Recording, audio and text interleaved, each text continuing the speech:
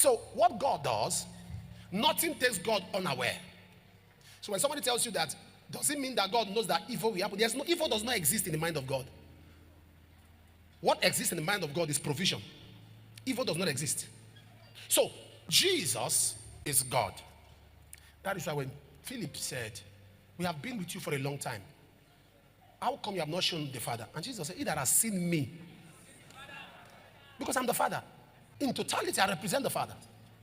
In fullness, I represent the Father. All right, so let's go. Now, God, as before he even put man in the garden, before God ever put Adam in that garden, the blood was already shed for sin.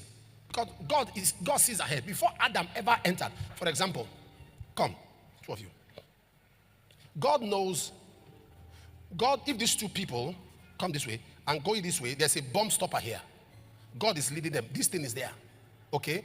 God knows that this is there, that they may hit their feet on it. But God gives them provision not to hit their feet. So if they still hit their feet, it's not because God set a trap for them. It's because despite the trap, God already made provision for it not to happen. So if it happens, it's because they did not submit themselves to the provision made by God. They didn't submit themselves to the provision. So God already knew. Revelation 13 verse 10.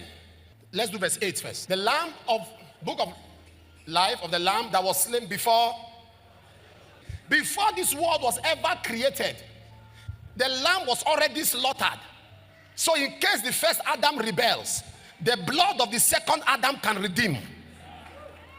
Are you understand what I'm saying? The blood, ever before Adam fell, Christ already died. That's a typology of you. Before you came to this world, you lived in another world. Do you know why you are alive? This face is not a function of luck. Your emergence is not a function of luck. During sexual intercourse in biology, we are told that when a man discharges, 5 million cells are released. Out of that cell, you are an atom. It means that you began a journey with 4,999,000 people, and you came out first. Why?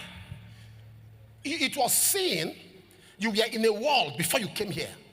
In that world you were, they did a practical on if you will succeed, and you succeeded. There was a practical. Hold on. There was a practical. Maybe you are to own a company. You owned it in that world. You made it. You succeeded. So God checked the product that you succeeded. You made impact. You did this. He needed to test it first over there to make sure it was working. Then he now brought you as an atom. Conscripted you. That is why he said, before I formed thee in thy mother's womb, I knew you.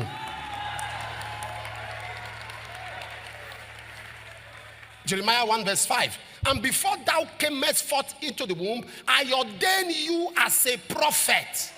Meaning before you ever born, you were already ordained. What does that mean? So God is saying, in that world, which is called the realms of the spirit, you already, this company, you started it, you ran it, you did well, you succeeded, you made impact in that world. Before God sent you, he has tested